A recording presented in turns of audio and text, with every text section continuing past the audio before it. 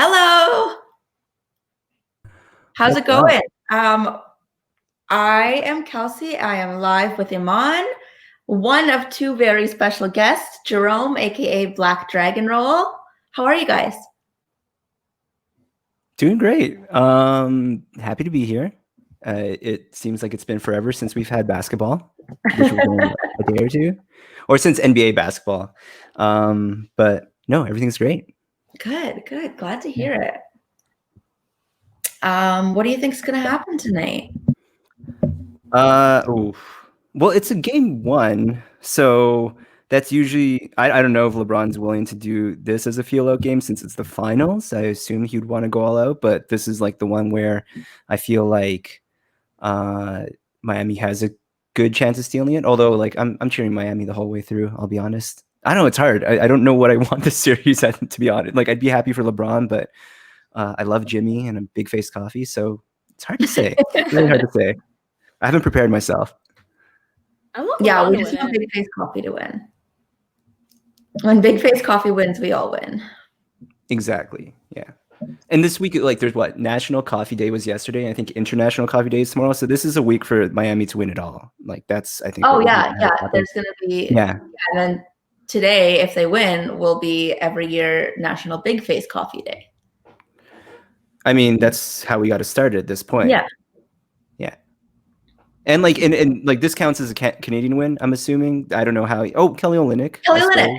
Yeah. Yeah, there we go. So win for Canada too. Jeez, there's so many reasons why. Like the only time we'll cheer for him. But yeah, exactly. Is LeBron not a win for Canada? No. It's not. You know what? You said it, and I actually didn't feel as bad. I feel this is growth. This is personal growth. Like I've actually like gone somewhat past my trauma.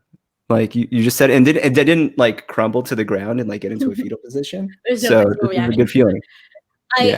I'm definitely going to be outnumbered on this one, but I'm going for LeBron James. I want him to win this. I do, and Yasmin made a really good point on the last Dishes and Dimes episode where she said she doesn't want a team in the Eastern Conference to win until the Raptors are back there, and that's how I feel right now. Where I'm like, let's stick to the status quo until the Raptors get back to the top, and then we can flip switch and let the underdogs, which is always going to be the Raptors, win it all. Maybe. It feels like it's been such a confusing time for Toronto pettiness. Like I just don't know who to cheer against the most. But yeah, that's such a good point because like you don't want to see anyone in the East win outside of us because we should be there. Oh, now I'm confused again. We're gonna have to do this again. I love the LeBron. Like I just want him to win more championships because I hate that like the East win outside of us because we should be there. Oh. Now I'm confused again. We're gonna have to do this again. I love the LeBron. Like I just want him to win more championships because I hate that outside of us because we should be there. Is this technical difficulties? Now I'm confused again. We're gonna have to do this again. I love the LeBron. Like I just want definitely talking to myself again. What's happening here? What is happening? Is that better? Yeah, I just heard me and Jerome talking again. We're figuring it out, guys. We're figuring it out. This is great. But like I really I like LeBron James, and I hate this conversation about like, oh, he's 3-6 and 3-6 mafia. No, like I hate that people take away from the fact that he's made the finals. Like that's a knock on his career. It just doesn't make any sense to me. But just the more chances he has to win it all and just let his legacy continue to grow, I'm all about. Because he's the GOAT. Yeah, I'm not really mad at that. Yeah, how about you, Kelsey? I just want Miami to win. I love Jimmy Butler. I love Miami for the most part. I mean, yeah, I like a good underdog story. I think it would be Miami. And also they're like, I don't really consider them an East Coast team because like I said in the last group chat, they have palm trees. And I just feel like all the East Coast teams should be cold and all the West Coast teams should be warm. So they can switch out Denver maybe and give them Miami and then we all win.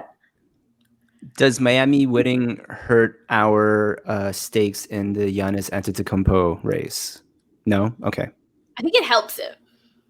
You think it helps it? Okay. Yeah, because I think there's the same thing that happened with the Warriors, where it's like, if Miami wins it all, they're seen as like they're the champs. Whereas I think if they lose to LeBron, especially if it's like another 5-game series that the Lakers just keep having, I think it's like a great underdog story, but I don't think anyone looks at them as like the champs. I think the story changes depending on what happens in this series. So I think if the Miami Heat win, it's seen as Giannis leaving a team number one that beat him and that went on to win a championship, which is a very Kevin Durant scenario that did not work well for Kevin Durant. So I feel like them losing it kind of, it's like, oh, well, they need a superstar. They need that guy. LeBron just dominated them. Who's going to be that number one guy? And that kind of makes the Giannis scenario more likely, as if they won it, then it's like, you guys don't need anything else. Yeah, and if he joins another Eastern team, and especially like a team that didn't beat the reigning champs, then he's still seen as competitive. It's not really that Kevin Durant factor where he's joining the already crowned champions. Exactly. Yeah, exactly. That's a good point. Again, we all win. If LeBron wins. No? That was if the Miami Heat win. Yeah. Yeah. Sorry. You know what? I just like, what do you think? Okay, besides what you want to see happen, what do you actually think is going to happen? It's going to be Heat in either 5 or 6. Or not Heat, sorry, Lakers in 5 or 6. Okay. I was like, oh, you think it's going to happen? No. Heat in 5 is... Oh, Heat in 5 is like... You really believe in Big Face Coffee. You're a big investor. I don't even drink coffee. I think I'm leaning toward Lakers in 5 or 6. I think tonight's game will definitely... like, if Miami takes tonight, then probably in 6. If not, like, we might be looking at a 5 scenario. But I think that's the kind of crazy unknown about it, because like, is LeBron going to hit another level for this? Like, has he, because I don't know if he's necessarily like, because honestly, it's been Antonio Davis. Oh my God. Anthony Davis being the best player on it. And I honestly see that trend continuing. I feel it's going to go that way, but yeah, like LeBron could potentially just do all that. Like, we've seen him try to carry many Cavs teams. Of course, he was younger then, but yeah, I'm excited at the prospect of finals of LeBron again, because that guy is ridiculous. As much as I want Anthony Davis to win a ring, I don't know if I want it to be necessarily with the Lakers. Do you think he goes elsewhere in his career? Or do you think he's just going to be? No, I think he's probably stuck for life now. But I'm like, why do you have to do that? Right. I know. I can't believe that I'm actually, like, I said that I would cheer for the Lakers in the finals. Like, that is just the most disgusting thing I think I've ever said in my life. But if you came into the season and then you were like, you had the Lakers and the Heat in a ranking of people you would cheer to win the championship, like, how high up would they even come? Like, coming into the season, I don't know that I'd cheer for either, because for the I always respected the Heat, but they've always been a thorn in my side as a Raptors fan. So, yeah. I like Jimmy Butler. Right. That's definitely helped the cause. I like Bam. Yeah, mm-hmm. Jimmy and Bam. Also, like, I think, like, if you asked me at the start of the year, I wouldn't know who Tyler Herro and Duncan Robinson were to decide whether I like them or not. Whereas, like, now I'm like all on board. But I still, like, I think if you'd asked me that, I think I just have so much respect for LeBron James at this point in his career that I'm just like, I would love to see LeBron James win another ring. Like, I hope that isn't it for him. Because, like, if it's not this year, next year's only going to get harder. Like, look at that Lakers roster. It's not a very well built one here. And then it just gets really tough. But you know who else is going to get tougher? The Miami Heat. And I think we have a Miami Heat expert on the line here, if I'm not mistaken. You can call him that, I think. He's kind of an all things expert. His writing is absolutely I would say so. He's an all things nice guy. I always like running into him. Yeah. There he is. He was There he in a is. hat Oh, he's year ready to round. catch lobs, not feeling shirt. Gotta We rip, love gotta it. rip. How is Nikias it? Duncan, everybody. What's up? What's up? Some Nikias. How are What you? is Talking about the Heat. Yeah. I see. What's been said? They're trash and we hate them. No, I'm joking.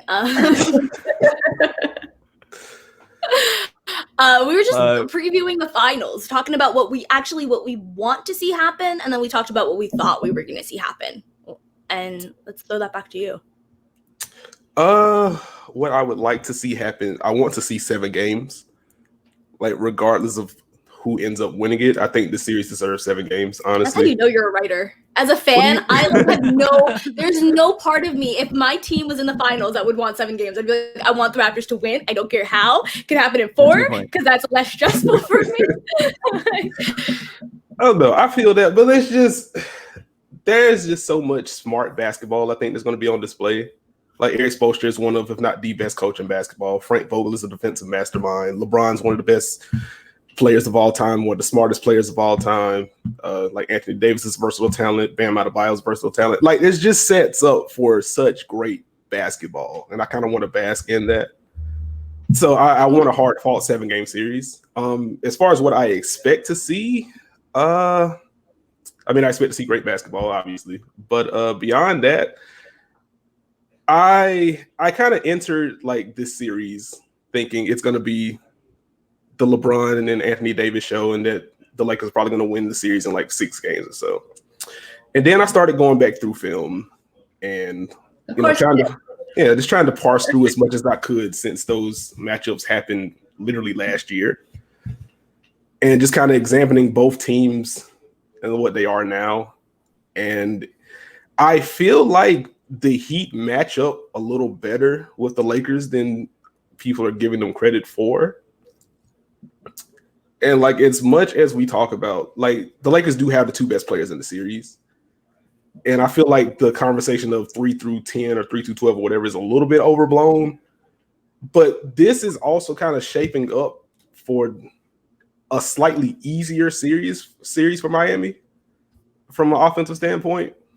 The Lakers obviously have a lot of size and length, but if you're looking at what the Heat have faced over the last 2 rounds and what they want to accomplish on offense, the way they want to come off those dribble handoffs, off those screens, and try to get their shooters free. In Milwaukee, like, we can slander Bud, but just in terms of personnel, like, Wesley Matthews is a dog, Dante DiVincenzo is a dog, Chris Middleton is a dog, Eric Bledsoe is a dog, and they can chase those guys and hound those guys. You go into the Eastern Conference Finals, it's Marcus Smart, it's the length of Jason Tatum, it's the strength of Jaylen Brown and those guys. And then you get to this Lakers team, and Danny Green is good. He slipped a little bit.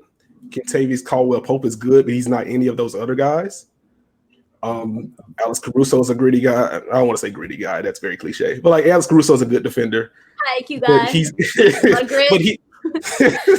Like, Alex Caruso is a good defender, but he's not Eric Bledsoe. He's not Marcus Smart. No. So I think that's going to put a little more strain on the Lakers' bigs. And I think the Miami Heat are in the finals despite shooting pretty much under their level as a team than they have from the regular season. And I think this is the kind of series that sets up for them to get back rolling on that front. And if they do shoot well, I have less questions about them in the half court than I do with the Lakers. And if you can keep the Lakers out of transition, this series gets a lot tougher for them. So I would not be surprised at all if the Heat win this series. You heard it here first, guys. Nikias Duncan is calling the Heat championship. We heard it here first. Aggregate it, share this clip out. It's what I wanted, Kevin, if you don't and mind that's clipping what this out specifically. I just can't. I think I've done that with LeBron James teams in the past, and granted, we're talking about a Raptors team, but like, I'm thinking back to the 2018 Toronto Raptors Cleveland Cavaliers series, and you look at it on paper, We were so you're confident. just like, you were, yeah, because I think I saw that, and I was like, I just don't trust this Cleveland Cavaliers team to really. I trusted the Raptors' offense in the half court way more than I trusted the Cleveland Cavaliers at that point, and the Raptors just still could not do anything. Because it was LeBron James. And so I'm like, I think I have like LeBron PTSD, but I mean, as a Heat writer, fan extraordinaire, you are well aware of what LeBron James can do in a playoff series. Yes. And still, I think going with the Heat. We heard it here first. You can't take it back. fair enough. I would just say the Heat don't have a DeMar DeRozan, so I think that helps them quite a bit in this kind of setup. I had to do it. I mean, this is Raptors talk. So. No, that's only fair. Yeah. I have a championship. I'm fine. But who isn't on that? Who wasn't a part of that championship team was Mr. DeRozan. No, I understand that, and I'm saying like the Raptors have to get past it. It's hard. It's hard when I talked about the defenders versus the 3-point shooters on the Miami Heat, and it's hard when you have a DeMar DeRozan who doesn't play any defense and can't hit a three. It's just like the Heat don't have that guy. And the split was just it was just really interesting color lines how that divides on the Miami Heat. I just think that's a fascinating topic. This might be the first real challenge that the Lakers are facing in the playoffs too. I would say in a team. I'm not sure that any of the teams that they faced off of so far have really presented any kind of focus. Is that what you're saying? Because that's how I feel. I mean, yeah, I guess if the path is I guess the path is just always easy for LeBron to get to the finals, no matter which conference he goes to. Ooh, slander. No. But no, I think I think Nikias raises all the good points. It's one of those things I completely agree. Over the course of him existing in the NBA, why would you ever bet against LeBron? But in this particular year in the NBA bubble, I don't know how you bet against the Heat either. The teams that they've taken down, I think that's why while I honestly wanted the Nuggets Heat just for personal bias reasons, this probably is the best matchup in my opinion. So it'll be really fun that way. 7 would be great just because we get more basketball. And I'm assuming if it is 7 games, they're highly competitive. Like Nikias said, great IQ, great kind of counters on each end within the game and throughout across each game. So yeah, I'm just really excited about it. I'm still picking the Lakers, but not as confidently, thanks to Nikias. I have done my job. That's all I needed to do. Yes. Someone's asking in our comments, actually, Srad Joker says, why do you think Heat are better offensively than Nuggets? Ooh, I think, first and foremost, there's more shooting. The Heat don't have a pull-up shooting threat like Jamal Murray. He's just kind of tossing flames all over the place. But they do have a lot of movement shooters. Duncan Robinson has been one of the deadliest shooters in the league, just kind of flying off screens. Tyler Herro's a spot-up guy and a guy that can shoot off movement. Goran Dragic is a good spot-up guy. Jay Crowder he sucked the last 3 or 4 games, but he's been a 40+% three-point shooter since he joined Miami. They just have a lot more guys to account for. And I think that's going to spread the Lakers a little bit thin, or at least more thin than they have had to deal with. I think the top talent is on the Nuggets end, but there's just a greater balance and an unpredictability as to who exactly is going to go off from the Heat. And for a team like the Lakers that have been priding themselves on defense, they can't exactly just play one way. They're going to have to adjust nonstop depending on who goes off, because it could be any number of players on the Heat who all have the potential to be 20 or 30 point scorers, which in the playoffs is that kind of depth is great to have. Yeah. And that's kind of been one of the things with the Heat, you don't know where it's coming from. I believe Goran Dragic led the Heat in scoring in the Indiana series. Jimmy Butler did it in the Milwaukee series. Bam Adebayo just did it in the Boston series. And even within that Boston series, you got the 37-point game from Tyler Herro, Duncan Robinson going off the back end of that series. They just have a lot of guys that can get hot. And with the way that they play with so much movement, it's hard to kind of take away everything from them. So I think that's where it's going to be a challenge for the Lakers. They have so much more to account for now.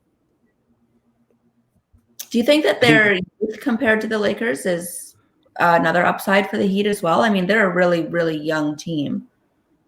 And the Lakers very much are not. It's a nice way of saying the Lakers are old. They are old. Oh, man. But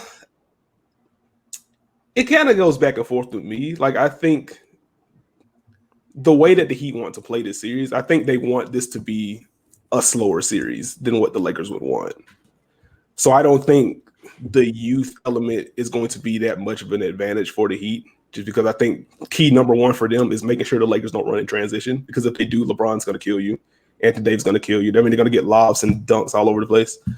So I don't know if that's going to be as big of a deal. And just being in the bubble element and the young guys that the Heat do have, like, none of them care.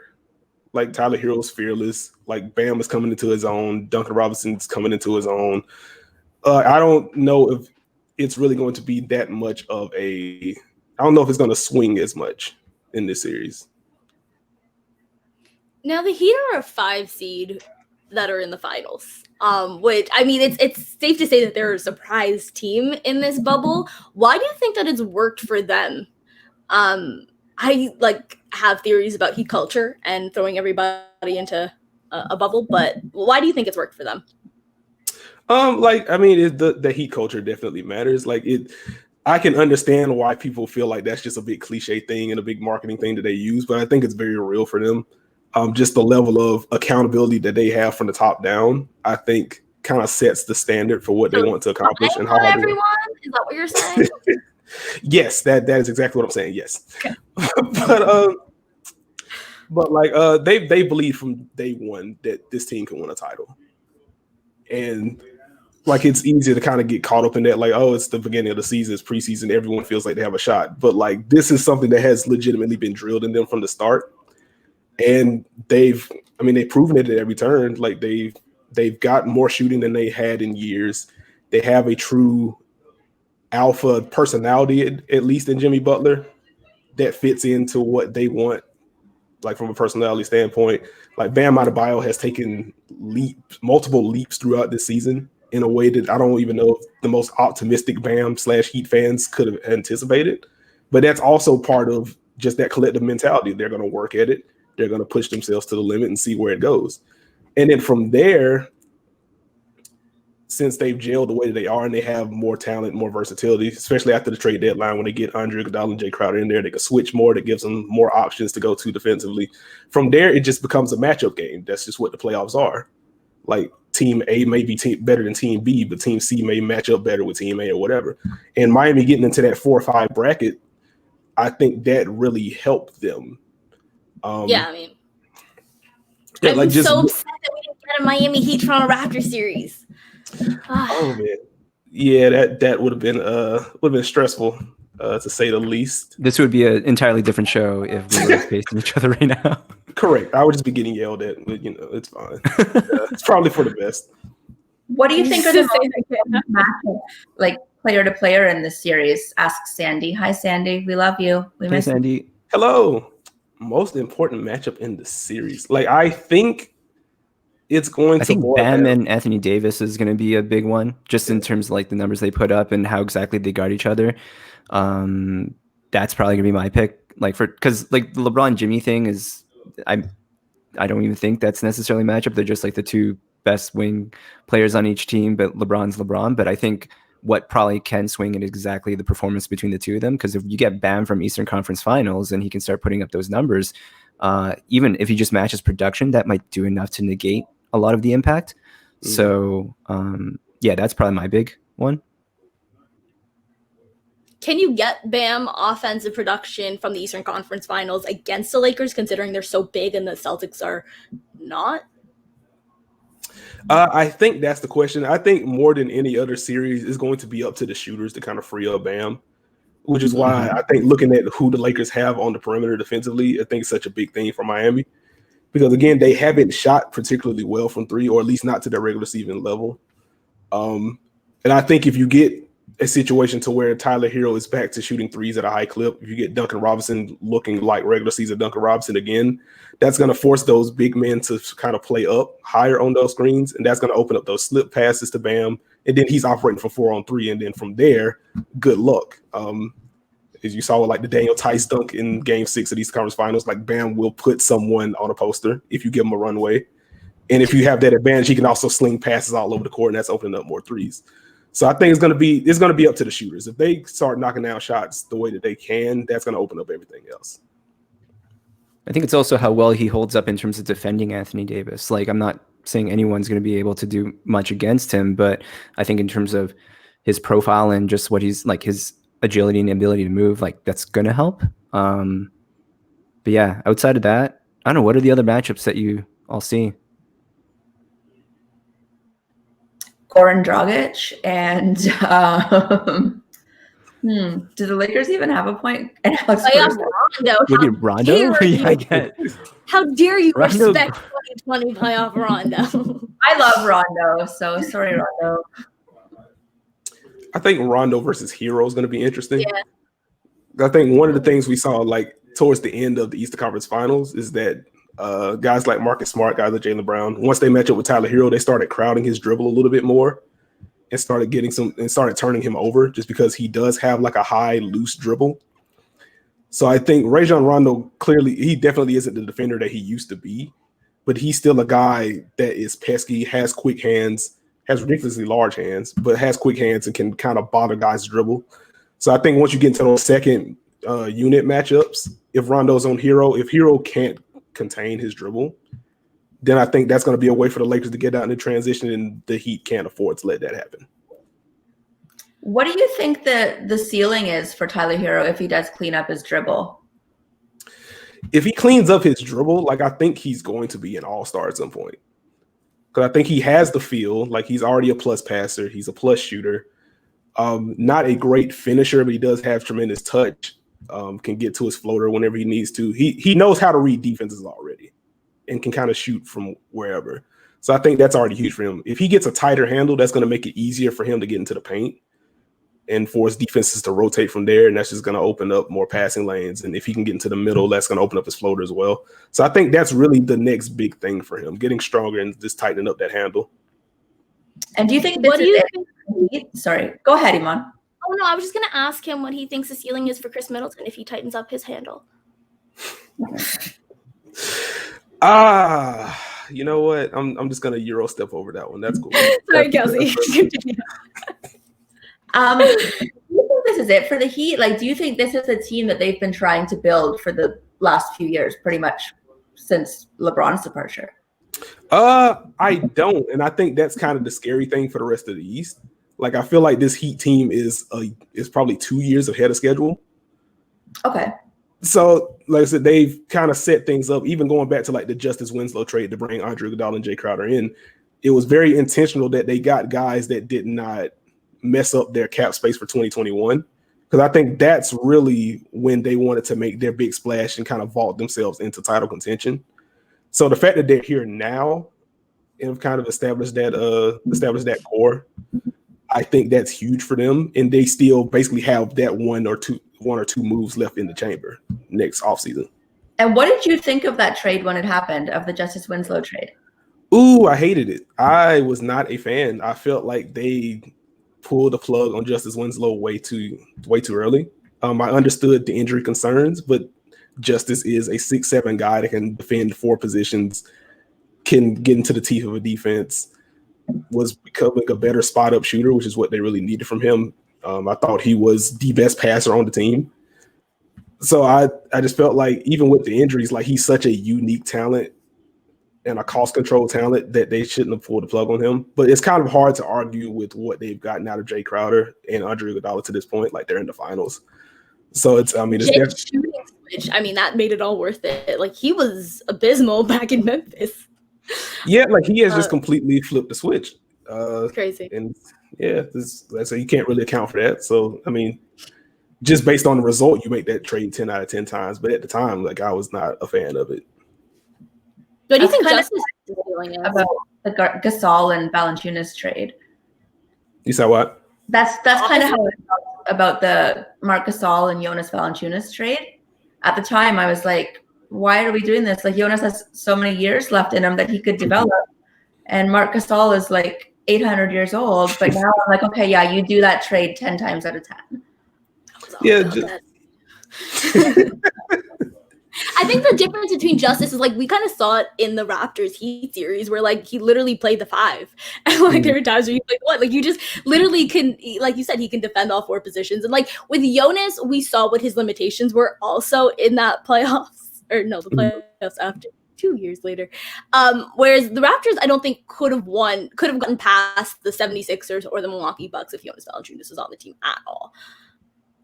Yeah, it's one of those things where it's like, in the moment, I was mad, but now I understand. Man, it's sad seeing a fan favorite go, for sure. Yeah. For sure. It's like when your parents tell you you're going to regret something and you don't believe them. And then years later, you're like, you were right, Mom. A deep cut. I'm just sad he didn't get a championship ring from the Toronto Raptors. I think that was a mistake made on their part. He didn't get one. No. He didn't get one. I don't know. Like, I think if you were on the team at any point to start the season, then you deserve a championship ring. The Raptors don't win 58 games and have home court advantage against the Warriors in the finals if Jonas Valanciunas didn't play games and wasn't contributing at some point. So, in my opinion, he contributed in some way, even if it wasn't during the playoffs. And so I think he deserves one. But so that might mean Dion doesn't get one if the Heat win. Yeah, that's what I was about. That's what I was going to say. Like, I can understand like Dion not getting one just because he didn't play him and did not want him to play at all. But like, Jonas was like starting up until like the trade deadline, so that's weird. He was, and he got hurt. He actually didn't get to play until so sad. So he gets hurt against the Golden State Warriors because Draymond Green breaks his finger, and then the day that he was supposed to come back to the lineup, he got traded, which is just like so bad. Like that hurts so much. But I hope he's happy in Memphis. That's tough. It is. Jerome got a ring. Jerome did get a ring. Yes.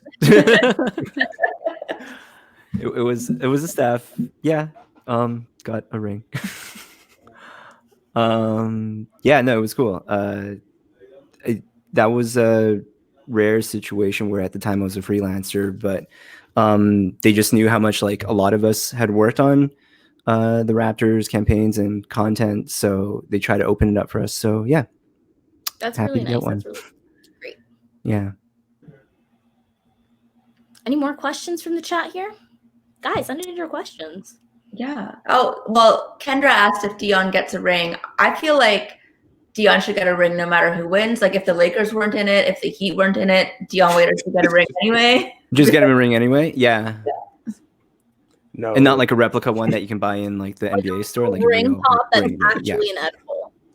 Yeah. No, we don't want to do that again. The ring ceremony on the plane would be pretty bad. Oh no. All right, so you predict the Heat are gonna win in how many games? You said it was 5. You are really trying to throw me out there. Wow. No, I didn't. I did not say the Heat are going to win in 5. What would you predict? I am going to go Heat in 6. Oof. So how do you think tonight goes? We didn't get like, how do you think tonight's going to go, Nakai? Because we talked about that at the beginning, but we didn't get your take on it. I actually think the Heat. All right. I think they steal game 1, honestly. I think this is going to be one of those games to where one of the role players knocks down 5 or 6 threes. And it's going to be kind of oh, snap, we have to really body up the Heat type game for the Lakers. Like, I think it's going to be a tie series through 2 games, but I think the Heat take game 1. And do you think defensively, I mean, like the Heat are stellar with their zone defense. Do you think the Lakers are going to figure that out after game 1? Do you think that they've already studied and figured it out? What do you think is going to happen there? Like, I think they already have an idea of how to attack it. Like, even though Boston, like from a result perspective, struggled against the zone, they were able to generate good looks, particularly after game 3. They were able to kind of get into the teeth of the zone and kind of distort it that way. It's going to be interesting for the Heat just because the Lakers are probably going to be they're going to have at least 2 non-shooters on the floor, I feel like, at all times. They've been running the Rondo Caruso backcourt a lot throughout this playoff run, and it's technically been a good combo for them, but I don't know if that's going to be a good idea against the Heat if they're running zone. That's going to allow them to kind of rotate to one side, kind of just ignore them. So it's going to be interesting to see if Rondo gets more ball handling reps against the zone, just kind of getting to the middle, and maybe that sets up some lobs on the back end. So I think they have a path to beating it, but the Heat are definitely going to they're going to kind of over rotate, and just try to make Rondo do what he does.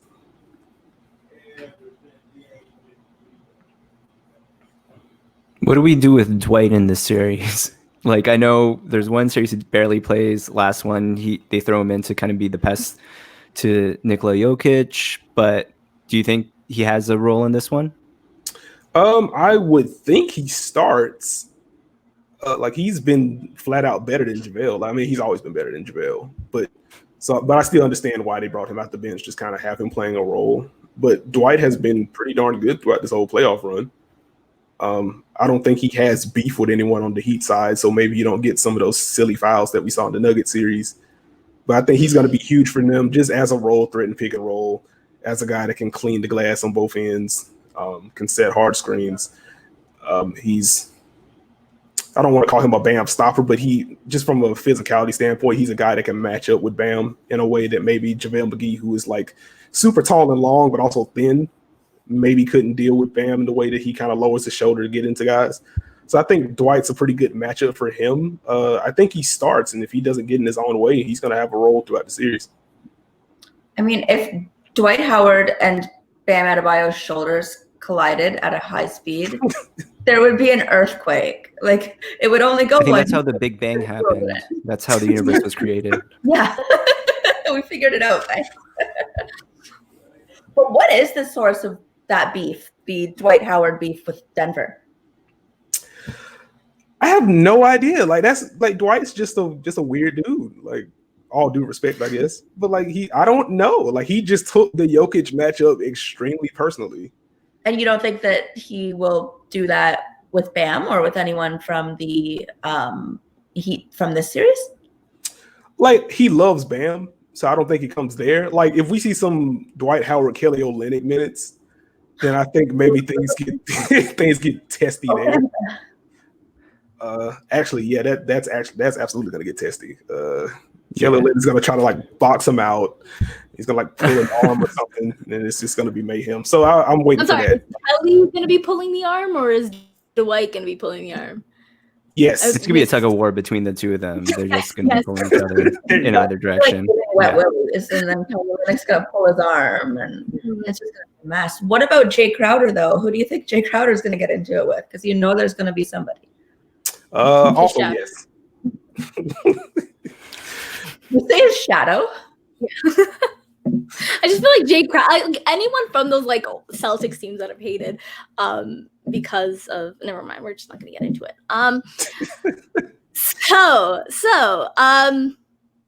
Okay, the Lakers are back. Okay, part of me feels treasonous.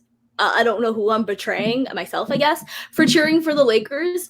And I thought I could look past it because of the LeBron James love, and I'm trying to. But like, have you guys paid attention to all of this, like, Laker fans that acting like they have just gone through the worst of times in the entire world and are like, finally back, you guys don't know how hard it was to get to this point, and that, like, have you guys seen all that? And I just want to know what your takes are, because I am so confused. It's like they don't recognize the rest of the world exists. It's very much like America. The Lakers are America's team in that sense, where it's like, you guys not know that the rest of the world exists? Like, we're here too. We exist.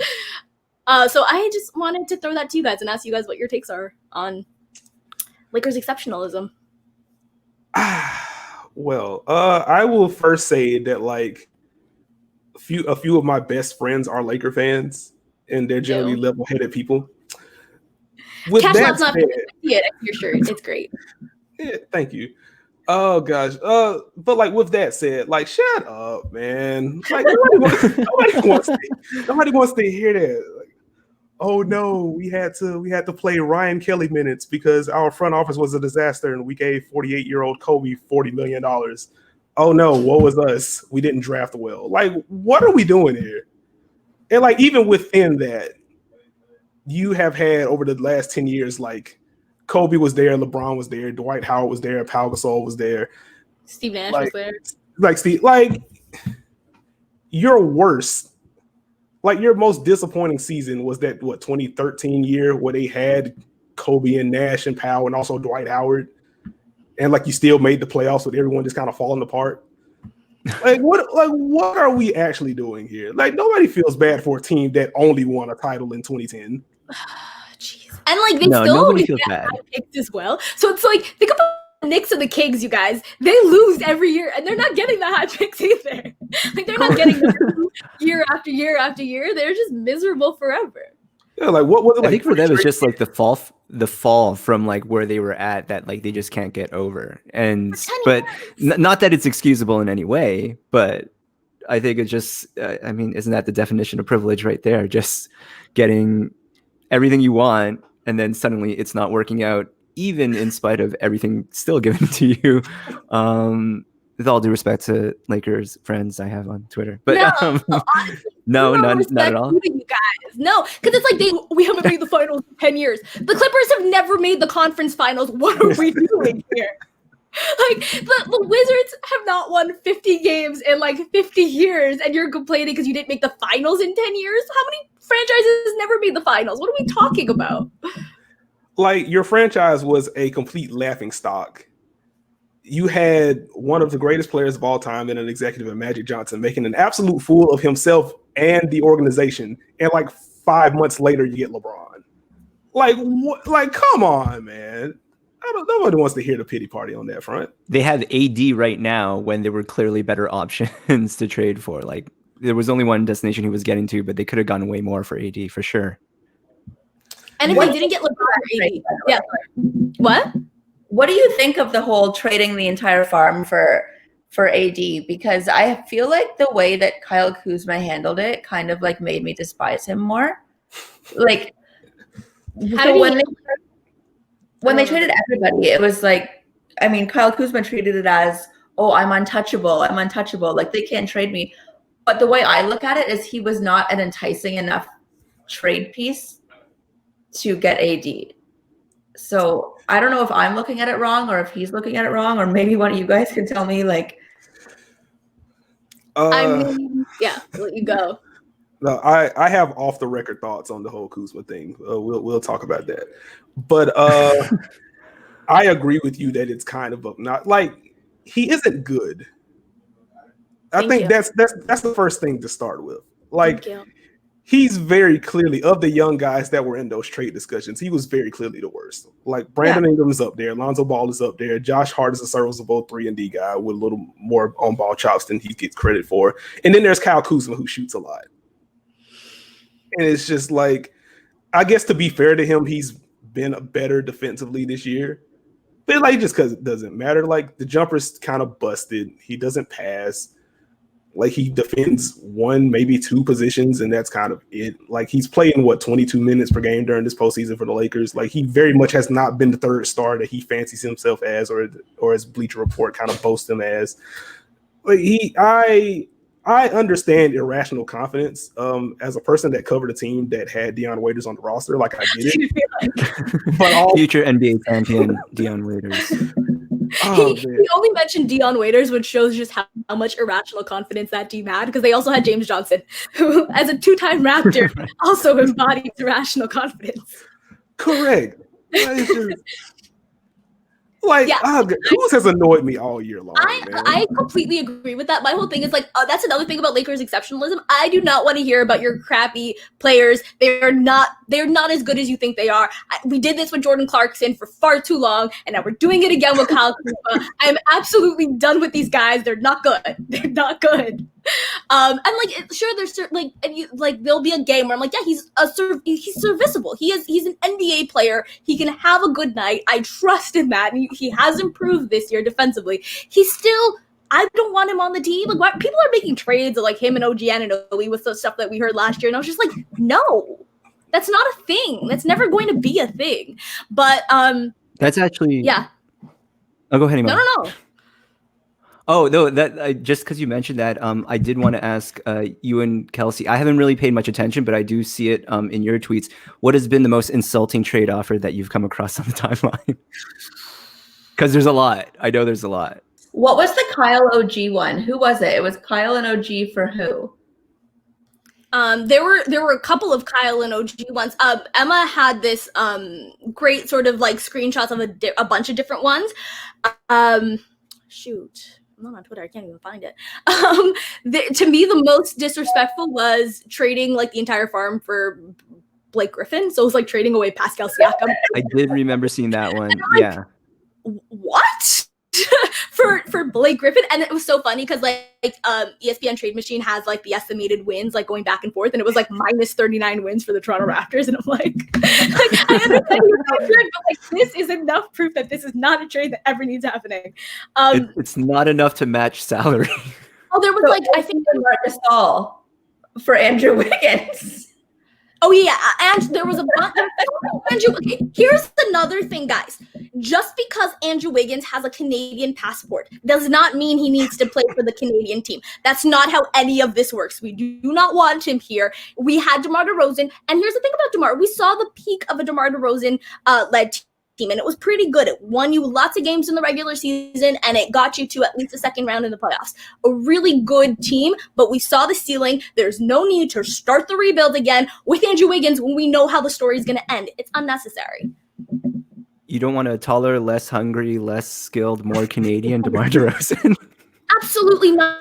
Like, I went through the growing pains with DeMar. I had to watch this guy, and he improved every single year. I don't know that we could say the same with Andrew Wiggins in terms of like how DeMar DeRozan improved every year, and like you can count on his work ethic. Like I feel like DeMar DeRozan and Jimmy Butler would be like best team. Like I feel like they would love each other as teammates, even though like obviously DeMar like is lacking in a lot of skills. He still like works really hard. He's good friends with Jimmy. I feel like he wouldn't have the problems that Jimmy maybe had in the Minnesota Timberwolves locker room because maybe some of those stars weren't as hard of workers and like to play video games or whatever the story was.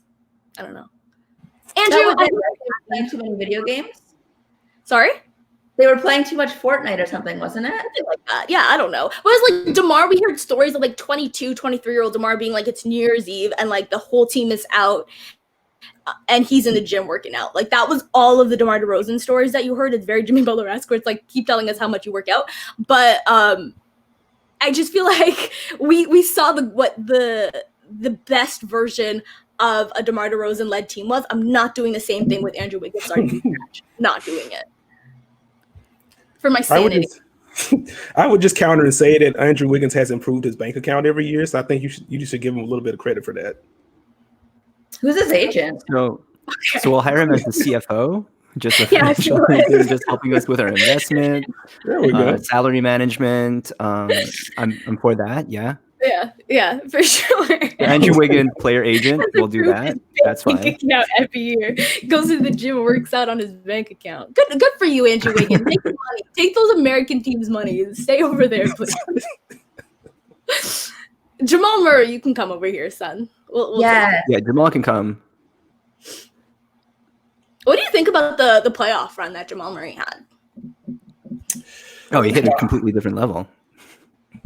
Oh, he was incredible. Like, yeah, the pull-up shooting was obviously the biggest thing for him because, like, he's always been a good, not great shooter, which has been weird because his pedigree and his stroke just kind of seems like a guy that can hit 40% of his threes in his sleep.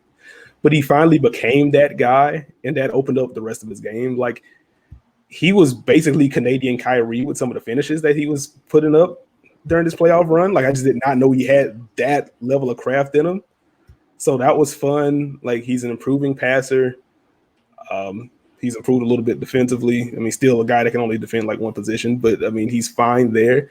If the shooting sticks, like you're looking at, like he's not versatile. We can't put him anywhere. Can't keep him in. There you go. He's a point guard defender. It's fine. But like if the shooting sticks, like you're looking at an all-star talent, if not a little bit more, just depending on how the rest of his game grows. Like, it's been an incredible run for him. I'm interested to see what he looks like in a gym with fans and see how that messes with like his depth perception and stuff like that. But I think that's a little, I don't want to say underreported, but I feel like it's a little understated. So I'm interested to see what he looks like in those live settings again. But like the footwork's improved, the reads have improved, he's gotten stronger. Like the craft has improved inside. So the pull-up shooting, if that sticks, like you're looking at one of the most complete offensive guards in basketball. what would you be willing to trade on the Heat for him right now? Not like in 2 years when everything's polished up and he's looking better, but right now. Ooh. I don't think there's anything that Denver would accept because, like, I don't know if you trade Herro for. You don't think you include Herro in a package for Jamal Murray as good as he is, especially with the contract that he has now that's kicking in next year.